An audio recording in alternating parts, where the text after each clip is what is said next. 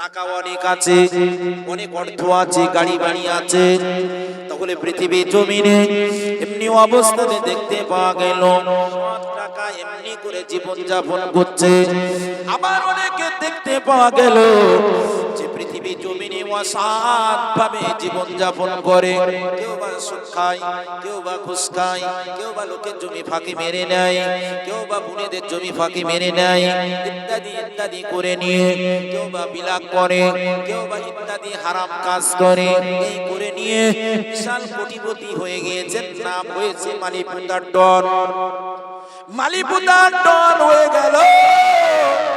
দেখতে পাওয়া গেল তারও একদিন প্রদীপ নিভে যাবে, নাকি বলেন?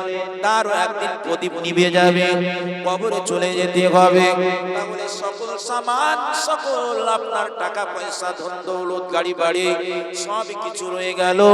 আপনি মূলত কাজ করে গেলেন বিশাল ভালো, কিন্তু সব হলো হারাম, সব হলো নাজায়েজ। এবার আপনি যখন বিদায় নিলেন, সকল পরিবার আপনার ওই সহায় সম্পত্তি ভাগ করে নেবে। আপনার সহায় সম্পত্তি আপনার ওয়ারিসগণ সব ভাগ করে নেবে। তারা সুখে থাকবে, শান্তিতে থাকবে, তারা আরামে থাকবে, আয়াসে থাকবে, খাবে দাবে ঘুরবে। আর আপনি যে টাকা সঞ্চয় করে, পুঁজি সঞ্চয় করে রেখে গেলেন, এই অবৈধ টাকার কারণে ছেলেরা, মেয়েরা, বৌমা ভালো থাকলে কিন্তু আপনার কবরে ডাল বেটে দেবে। কথাটা ঠিক বললাম না ভুল বললাম? বাবাজিরা, আম্মা জানো, বোনেরা, ছেলেরা, বাচ্চারা, নৌজওয়ানেরা, এ সোনামানিকেরা, আমাকে বুঝবেন না। আল্লাহ পাক পৃথিবী জমিনে আল্লাহ এই জাতিকে কত সুন্দর করেছেন, কতটা ভালোবেসে, কতটা মহব্বত করে পৃথিবী জমিনে পাঠিয়েছেন। আল্লাহ পাক কুরআনুল মাজিদে বলছেন, লাকাদ খালাকনাল ইনসানা ফি আহসানি তাকওয়িম। আমি আল্লাহ মানুষদেরকে অতি সুন্দর করেছি। যেমন করেছি নাক নকশা, যেমন করেছি ঠোঁট নকশা, যেমন করেছি কান নকশা, যেমন করেছি আমি চোখ নকশা, যেমন করেছি দাঁতের নকশা, যেমন করেছি আমি আল্লাহ বডি ফিগারের নকশা, যেমন করেছি আমি চেহারার সৌন্দর্য নকশা। আমি আল্লাহ হাতের পাঁচটা পাঁচটা 10টা আঙুল নিয়েছি। এই 5টা আঙুলের ভিতরে যদি দুটো না থাকে, সৌন্দর্য নষ্ট হয়ে যাবে। আপনার এই হাতের ভিতরে যদি সম্পূর্ণ আঙুলগুলো থেকে থাকে, তাহলে সৌন্দর্য বিরাজমান করবে। আমি আল্লাহ তোমাদের পৃথিবী জমিনে নাকটা দিয়েছি, নাকটা যদি পূজা করে দিই তাহলে চেহারাটা কেমন লাগবে। চোখ দিয়েছি, চোখ যদি একটা বন্ধ করে দিই আর একটা খুলে রেখে দিই তাহলে কেমন লাগবে। তোমাদের পৃথিবী জমিনে এই চোখের পরে 2টি ভুরু দিয়েছি, এই ভুরু যদি চুল না গজিয়ে দিই, পশম না গজিয়ে দিই তাহলে কেমন লাগবে। আমি আল্লাহ পৃথিবী জমিনে আমি সৌন্দর্য মুখমণ্ডলের ভিতরে সাদা 32টা দাঁত নিয়েছি। এই দাঁতগুলো আমি আল্লাহ যদি না দিই, এ মুমিনেরা, যুবকেরা, জওয়ানেরা, তাহলে পৃথিবী জমিনে সুবিধা হবে না অসুবিধা হবে, দেখতে ভালো লাগবে না খারাপ লাগবে। আমার আল্লাহ বলছে, হে আমার বান্দা বান্দিগণেরা, আমি আল্লাহ ভালোবেসে মোহাব্বত করে আমি আল্লাহ তোদেরকে সুন্দরের সুন্দর বানিয়েছি।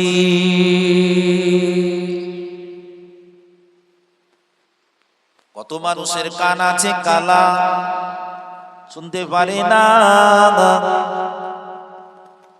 কত মানুষের চোখ আছে 2টি চোখ অন্ধ। কত মানুষের হাত আছে এখান থেকে কাটা। কত মানুষের পা আছে, পা দুটো পঙ্গু।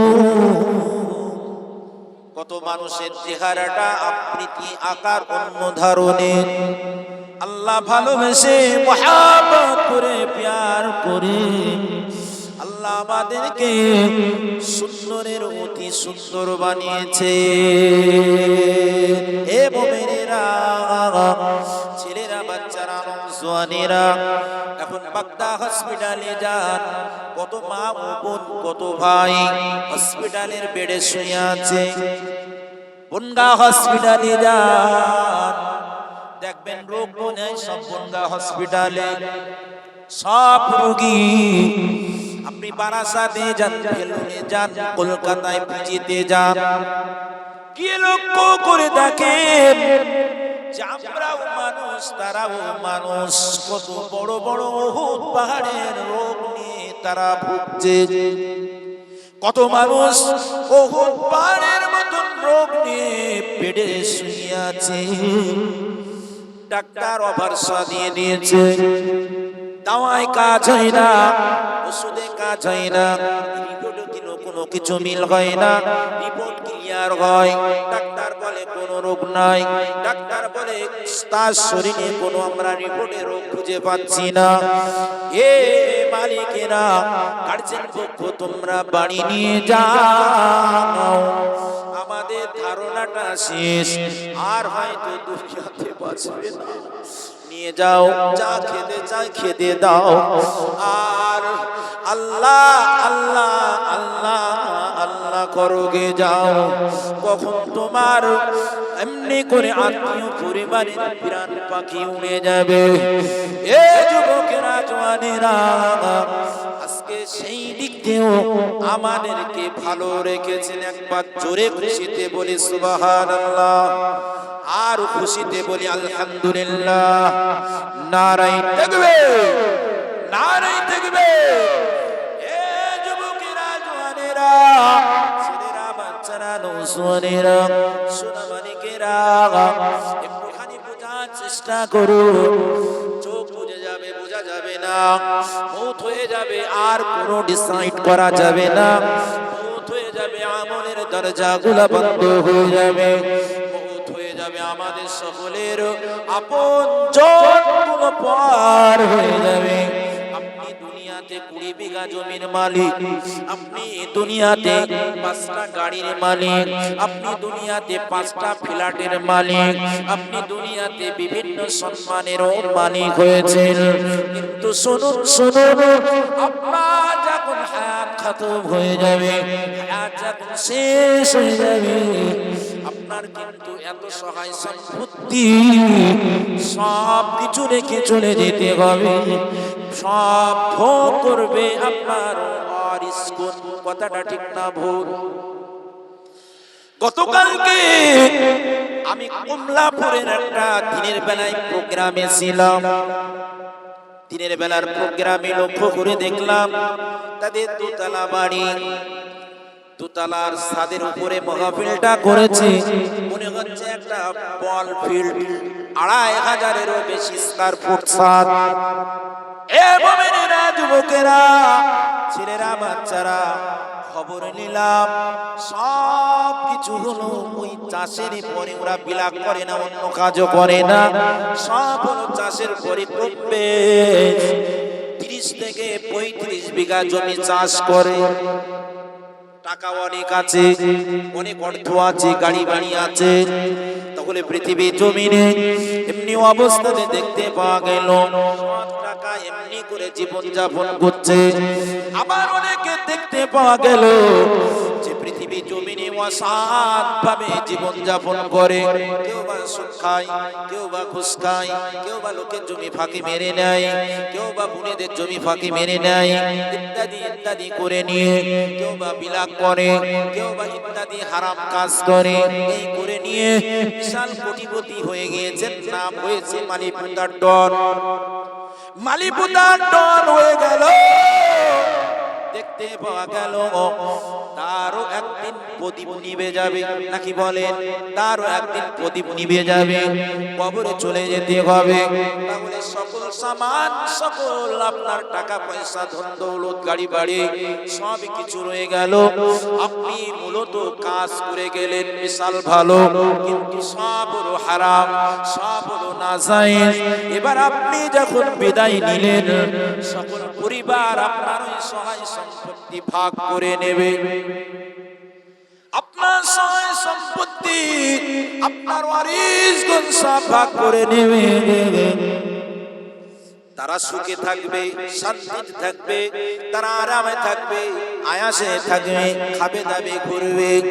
আর আপনি যে টাকা সঞ্চয় করে পুঁজি সঞ্চয় করে রেখে গেলেন, এই অবৈধ টাকার কারণে ছেলেরা মেয়েরা বৌমা ভালো থাকলে কিন্তু আপনার কবরে ডাল বেটে দেবে। কথাটা ঠিক বললাম না ভুল বললাম? পরিবার ভালো থাকবে, পরিবার হ্যাপি থাকবে, সুখী থাকবে, খুশি থাকবে, কিন্তু আপনার কবরে যে খেটের বাড়ি কিরা সহ্য করবে? এ খেটের বাড়ি কে অনুভব করবে? কে খেটের বাড়ি নেবে? খোদার কসম করে বলছি বাবু, আপনি যে অসৎ টাকা রেখে চলে যাচ্ছেন, আল্লাহ তো এই বিধান এই হুকুম আপনাকে দেয়নি। রুজির মালিক কে বাবু বলুন, আরো জোরে বলুন। রুজির মালিক আল্লাহ। আপনার 5টা হোক, 1টা হোক, 10টা ছেলে হোক, মেয়ে হোক, যাই হোক না কারো, আল্লাহ তো আপনার হারাম টাকা এনে ওই উপার্জনে ছেলে মেয়েদের খেতে বলে রে, 2তলা 1তলা 5তলা বাড়ি বানাতে বলিনি।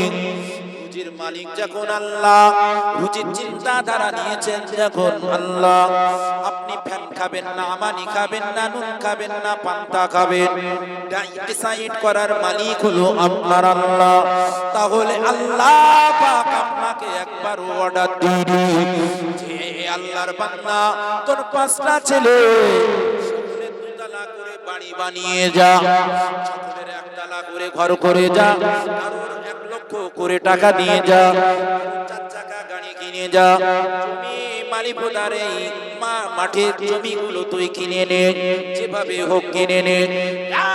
আল্লাহ এ কথা বলিনি, হে আল্লাহর বান্দা, তুমি সৎ পথে উপার্জন করে তোমার ছেলে মেয়েদের পরিবারকে চালাবে, যেভাবে থাকো, যেভাবে খাও, যেভাবে চলো, এটা আমার, আমি আল্লাহ আমার থেকে ডিসাইড, চলে বলুন সুবহানাল্লাহ। এটা আমার থেকে চিন্তাধারা। আমি আল্লাহ তোকে কি গোশ ভাত খাওয়াবো না ডাল ভাত খাওয়াবো? তোকে আমি 5 তলায় রাখবো না নিচতলায় রাখবো, তোকে পাকা ঘরে রাখবো না এমনি করে কুড়ে ঘরে রাখবো। এই সমস্ত কিছুর মালিক হলো ইন্নাল্লাহা আলা কুল্লি শাইইন কাদির। সমস্ত মালিক যে আল্লাহ, সেই আল্লাহ আমাদের সকল বন্ধ ব্যবস্থা করে। কথাটা ঠিক না ভুল?